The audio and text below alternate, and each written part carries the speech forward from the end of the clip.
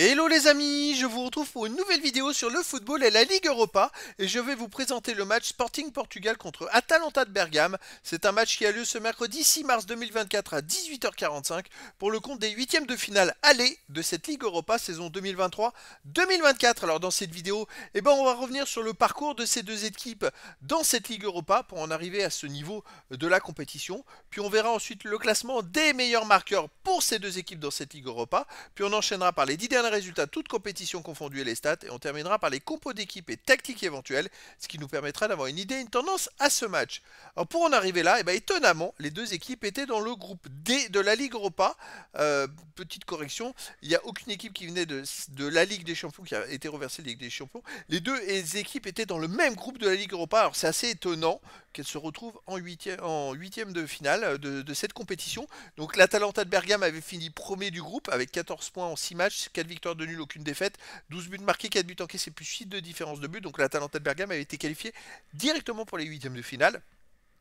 Et le Sporting Portugal qui était deuxième de la poule avec 11 points en 6 matchs, 3 victoires, 2 nuls, 1 défaite, 10 buts pour 6 contre plus 4 de différence de but, jouait donc les 16e de finale face à une équipe qui était 3e de son groupe en Ligue des Champions et ils ont gagné en 16e de finale 3-1 aux Young Boys de Berne et ensuite ils ont fait un partout à domicile, ils se sont qualifiés contre les Young Boys de Berne pour retrouver à nouveau l'Atalanta de Bergame. Alors c'est un peu étrange comme situation, mais bon écoutez c'est le foot en tout cas les amis.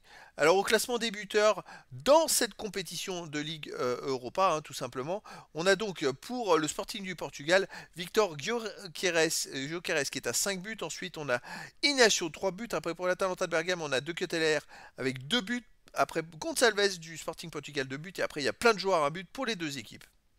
Allez, les derniers résultats, toutes compétitions confondues. Alors pour le Sporting du Portugal, 7 victoires de nul, 1 défaite, 30 buts marqués, 9 buts encaissés, plus 21 de différence de buts. Ils sont même invaincus sur les 9 derniers matchs. C'est une équipe qui tourne très très bien, qui marque beaucoup de buts, qui en prend de temps en temps, mais qui arrive à marquer quand même régulièrement plus que leur adversaire. Alors chez eux, ils restent sur une victoire 3-2 contre Farenze, une victoire 2-1 contre Benfica. Un partout contre les Young Boys, on l'a vu au match retour des 16e de finale. Sinon, ils ont fait contre Braga 5-0. Ensuite, contre Casapia 8-0. Et puis voilà, donc les autres matchs, ce sont des matchs à l'extérieur. Donc, à part le match nul contre les Young Boys, c'est une équipe qui gagne tout à domicile. Dans son championnat, je précise. L'Atalanta de Bergame sur les 10 derniers matchs, 6 victoires, 1 nul, 3 défaites, 22 buts marqués, 11 buts encaissés, plus 11 de différence de but. Par contre, voilà, ça marchait très fort jusqu'à ces 3 derniers matchs où ils ont fait un match nul et là ils viennent d'enchaîner 2 défaites de suite. Alors ils n'ont pas eu de chance parce qu'ils ont affronté quand même l'AC Milan qui est 3e, l'Inter de Milan qui est 1er et Bologne qui est 4e. C'est vrai que c'est pas de bol. Mais là en ce moment, psychologiquement, ça peut être un peu moins bien pour eux. À l'extérieur, ils restent sur une grosse défaite en plus à l'Inter de Milan 4-0. Ils ont fait un partout à l'AC Milan. Ils ont gagné 4-1 au Genoa. Sinon, l'Atalanta avait gagné 2-1 en Coupe d'Italie à Milan. Donc voilà, ils ont fait 2-1 là-bas et un partout après en championnat. Donc c'est quand même plutôt une bonne référence. Et un partout à Rome. Donc hormis ces 3 derniers résultats, c'est une équipe qui est quand même plutôt costaud. Il va falloir voir, ça se joue de toute façon les huitièmes de finale en match et match retour. Il va falloir voir comment ils vont jouer au Sporting du Portugal. Au niveau des compos d'équipe et tactiques, alors pour le Sporting du Portugal, on aurait du 3-4-3 avec gardien Israël, défense Quaresma, Diomandé, Saint-Just, milieu de terrain Esgaio, Jules Mand, Bragassa, Reis, attaquant Edwards, Gyökeres et Pedro Gonçalves.